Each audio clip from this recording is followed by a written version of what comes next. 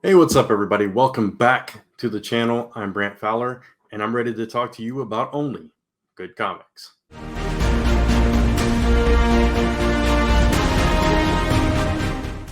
This time, we're talking about E-Ratic, Volume 1 from AWA by Kaare Andrews, colorist Brian Reber, and letterer Sal Cipriano. Kaare Andrews wrote it and drew it and did the cover as well. So this is Volume 1 from AWA, which is Artists with Artisans, I believe is what it stands for. If you're not familiar with this company and their whole premise, their universe, it's a shared universe wherein a pandemic actually occurs and a bunch of people get powers and they're dubbed reborns. And E-Ratic is one of those reborns. Now, most of their titles are fairly serious. They're dramatic. They're different things going on, but they cover a bunch of different genres. But this book in particular, was very different because it is a superhero book and it's also comical. So that's something that the other books aren't really doing. So this was kind of a different title from them, and one I was excited to try out. And when I did, I absolutely loved it. There's a shot of the back cover right there. I absolutely loved it, and I thought it was refreshing and fun and vibrant. I'll show you like how it opens even, and I'll get into the concept of and everything in just a second. But how it opens is on an action scene, as we see like reminiscent of Dark Knight, with E-Ratic kind of jumping through the air. And so the premise is it's this kid who's very Peter Parker like, named Oliver. That's him right here. And his their dad left them. This is his bigger brother who's popular on the football team and everything, and his mom who's got a bit of a drinking problem. And their dad left the family and left them high and dry, and so they had to move to this new town and kind of find their way. But Oliver's kind of a loner. Unlike Peter Parker, he's not very bright.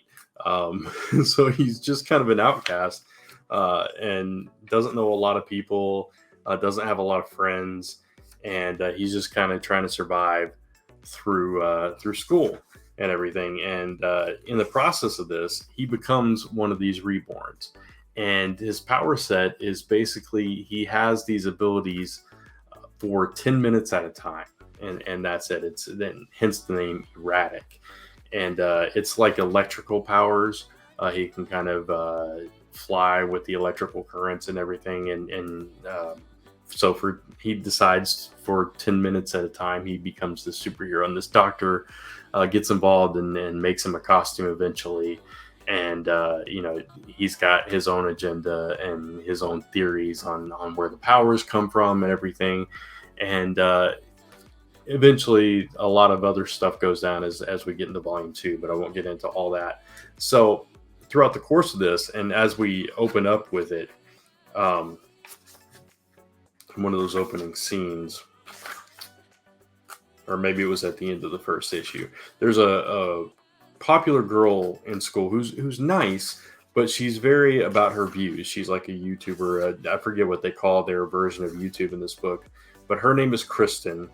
And she kind of capitalizes on the situation. There she is. And records E-Ratic in action, and kind of tries to set her stream on fire with that. And he becomes this local celebrity and everything. And he's, just trying to stay low key and to protect his family and everything. But she's trying to, like I said, capitalize on it. And so there's this whole little will they won't they thing going on. And then there's this other girl that tries to get her jealous by helping Oliver out and all this stuff. And it's, so you get like that typical like teenage drama, but this book does go over the top a little bit purposely. It leans into the comedy of it. And they have like this kooky principal that ends up having a secret of his own, but he's a little bit of a dictator. That's him right there. And he's trying to, like, he's a teacher who takes over as principal later on, and that becomes a whole thing, and what he does with it. Just a little hint there. So yeah, he's a little power hungry as well, and so there's a lot of players in this that are trying to get uh, their own little piece of the pie out of this whole thing and this whole situation with erratic and everything that's going on there. Um, and Oliver, he's just like this everyman kind of character. He's very relatable. Uh, if you ever struggled in high school to find your place, or didn't have a whole lot of friends, or didn't fit in, and that kind of thing, or you suddenly gain popularity, or you suddenly get friends interested in you, but not necessarily for you, or whatever. A lot of different people from a lot of different places in their lives can relate to this character. And if you can't relate to him, there's a lot of other characters like his older brother. Like I said, he's popular on the football team, but he's taken his dad walking out like really personally. He's a little older, so he's got a chip on his shoulder about that. Whereas Oliver wants to reconnect with his dad, and he's where Oliver is trying to like kind of in his own way take care of his family. His older brother is just like, yeah, I don't give a crap about anything anymore because this whole family is just in the garbage, and he's just trying to do his own thing to protect his own feelings and trying to pour himself into like sports and different things like that. And he doesn't want to be seen with Oliver because Oliver's not cool and not all that kind of stuff. So you have those dynamics. Again, you have the mom who's got issues and she starts dating this other dude. I don't remember if that's in the first part of this or not, but she starts dating this other guy, and he becomes part of the involved in the situation as well. In volume 2, the dad comes back, and he's got his own agenda as well. So there's a lot of things going on, but you got some gorgeous art in this book, and some really cool. Just there's really cool action scenes in it, and really cool like dramatic scenes, really funny comedic scenes, really like grumpy teachers and that kind of thing. So there's some more of that dynamic art. It's a fun book. I had a lot of fun with this. This is probably my favorite book from AWA to date. It's definitely the most creative and the most unique to me, just because of the different levels of stuff. Because you have some serious dramatic stuff. You're dealing with really important, serious issues.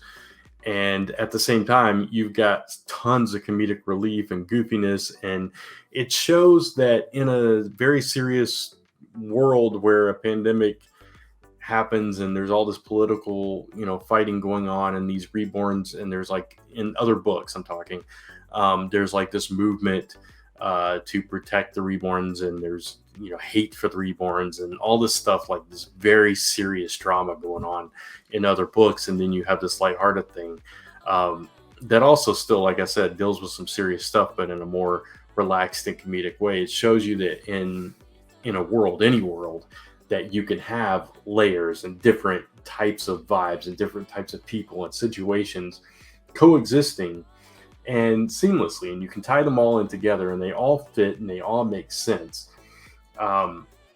So it doesn't all have to be one thing, one flavor of thing, and that really defines a people, right? So I think it's really clever to have a book like this in the mix with all of that. And I, for one, thoroughly enjoyed this book from cover to cover, and so much so that I got the trade when it came out. And it's got some cool like early sketches from Kaare Andrews of what Erratic and Oliver and different characters would look like. It's got the layouts of the pages and everything. So it's a cool trade. And there's a nice shot of Erratic there too. That's a variant cover by Mike Diodato. Yeah, I highly recommend this if you're curious about AWA and you like superheroes. This is definitely one to check out. If you like some of their more kind of serious storytelling, you might want to check out some of their other titles. They've got some really cool conceptual stuff at AWA, but this by far is my favorite.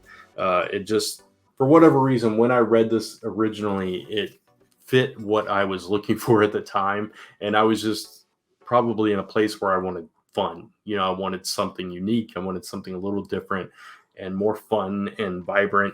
And much like Sideways gave me Spider-Man vibes from DC, and I really got into that character, E-Ratic definitely does that for me, and I really enjoyed this. So check it out, E-Ratic Volume 1.